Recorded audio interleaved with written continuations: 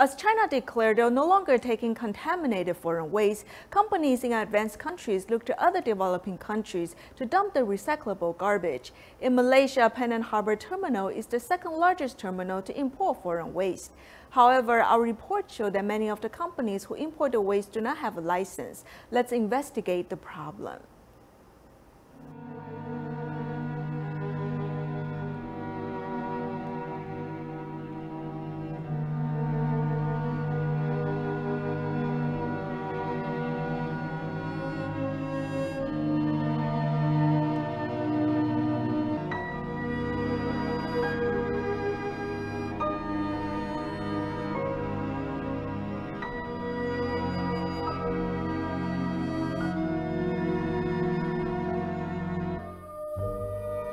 This is Malaysia, a land which is 30 minutes away from Sungai Petani near the Muda River, which residents in Penang and Kedah get their water supply from. It is very heavily polluted.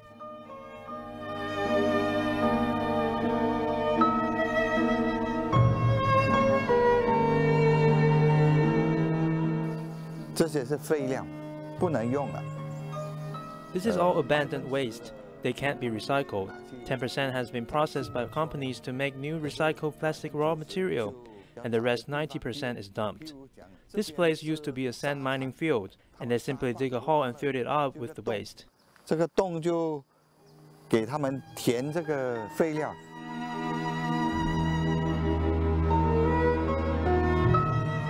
the sun, the vibrant colors catch the eye and show the history of how people lived. On this land, the ground crunches as you walk. If you take a closer look, you'll see that it's not dirt or sand, but waste products of all kinds. They have been abandoned here to endure the sun and rain, and this place has become an unofficial landfill. Most of this garbage is not everyday waste. The labels clearly state its once useful purpose. But how does a commercial billboard from Japan end up in Malaysia? What's more surprising is this pile of electronic waste.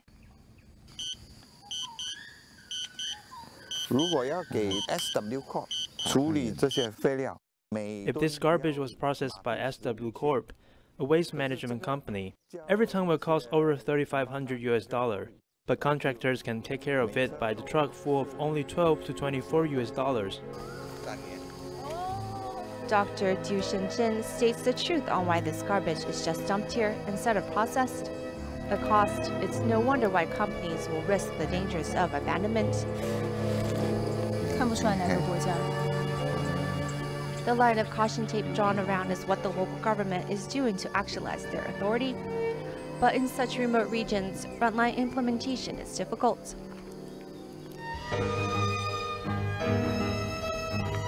To get rid of the waste, incineration is one of the ways. In Sungai Petani, fires occur with no known causes. Thus, more and more local residents are alert and have captured footage for evidence.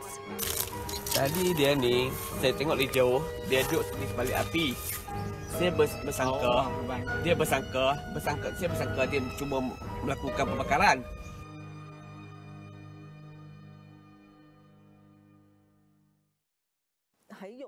There are still illegal factories like that in Selangor, but it's becoming less and less, so there's improvement. But if you ask about whether it's down to zero, I'll honestly say it's not.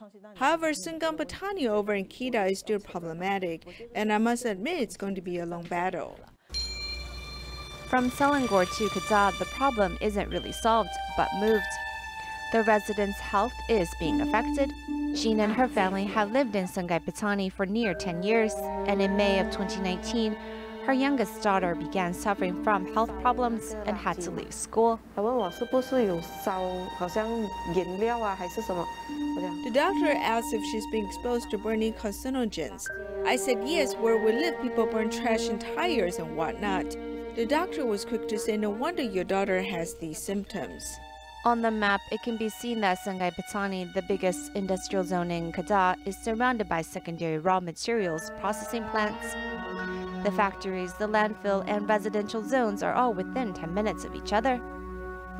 These factories often don't operate within the governmental guidelines and will process the secondary materials in a harmful way to the environment. Dr. Du Shinjin, who should be retired by now, is still out there and has formed a volunteer group with a couple of people to safeguard the citizens' right to live in a clean environment.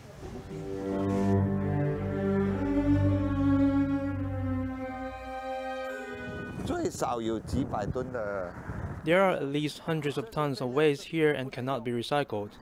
They just throw it away anywhere and burn it in the night, which stink up the air, or they will toss it by the river. Local companies import garbage from the rest of the world through false logistic paperwork, and it all comes through the harbor at Penang.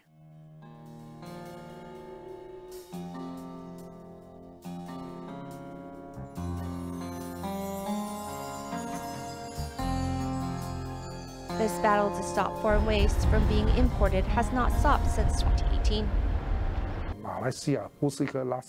Malaysia is not a landfill. Penang is not your garbage can. We are people. If you as an advanced country cannot manage your own waste, how can we as a developing country be more equipped to do so? During customs declaration, this container was classified as HS3915, a code which means it holds recyclable plastic waste. However, upon manual inspection, the items contained within does not match the code description, and there is even contaminated garbage mixed within. When asked, officials replied there must be a human error involved. When your container comes in and is declared to the custom office, no matter what you declare it as, if it does not match your items, you can be fined over $480. If you purposely falsely declare the items, the fine can be as high as $12,000. Needing to raise the economy and adhering to environmental concerns are two sides of the same coin for developing countries. But when the land is no longer green, the rivers no longer flow, and the home is just a garbage dump, who will be there to undo all of this?